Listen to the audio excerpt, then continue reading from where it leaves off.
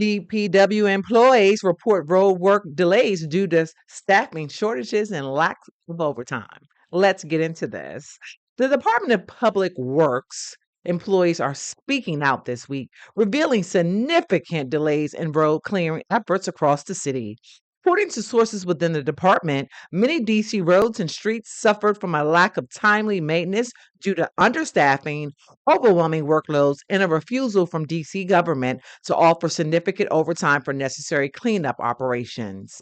This shortage led to a 2-day delay in snow cleanup efforts, leaving streets in need of snow maintenance behind. DPW employees report that they were unable to meet the demands placed on them without additional support, and their inability to work significant overtime further complicated the situation. City taxpayers who rely on DPW services for efficient infrastructure management have expressed frustration over the disruptions, and many are calling for a reassessment of staffing levels and policies regarding overtime. As the situation continues to develop, the DC government has not yet issued a formal response or plan to address concerns raised by workers and residents alike. This is the Awareness District with T Short. Thank you for tuning in to this quick update on DC local news.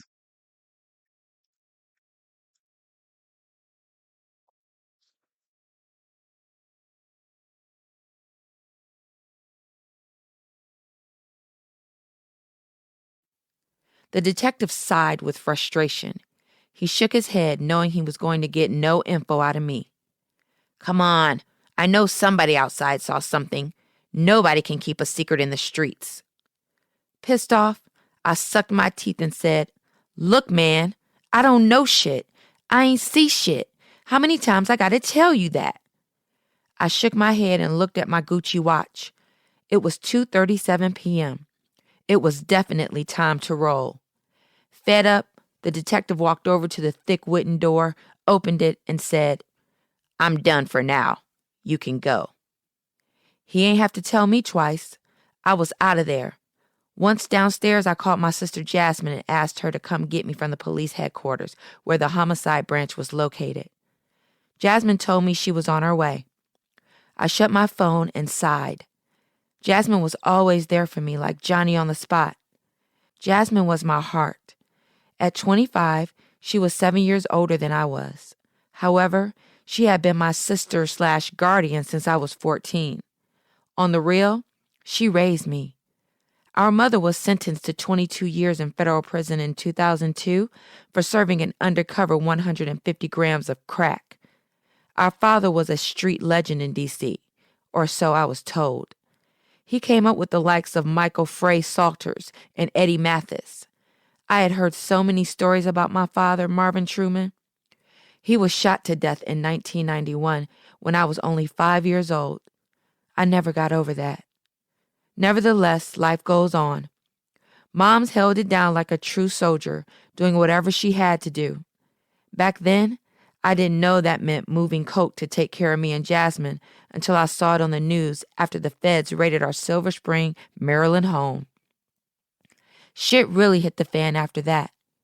Moms was sent off to federal prison. The feds took everything we had. Me and Jasmine moved back to the hood, our real home, uptown D.C. We had lived everywhere. Garfield Terrace, 10th and W, Kennedy Street, and George Avenue. We got an apartment on Georgia Avenue and Rittenhouse Street in Northwest. From then on, Jasmine made sure we were well taken care of by any means. A short while later, Jasmine pulled up in her white Range Rover. She sat behind the wheel in a pair of black Prada shades, fly as shit. As always, her hair was freshly done and her gear was top of the line. Gucci this, Fendi that. Her cute face and golden brown skin looked just like mine. We got it from Mom's. I jumped in the Range and we pulled off into traffic. It was warm outside, so I put the window down and let the wind blow in my face for a second. Moving through traffic, Jasmine said, So what was they asking you up in there? Regular bullshit. Who did it? What did I see? And all that. I looked down at my vibrating cell phone and saw that it was this dude named Face. He was cool, but I decided to call him back later. Didn't really feel like talking.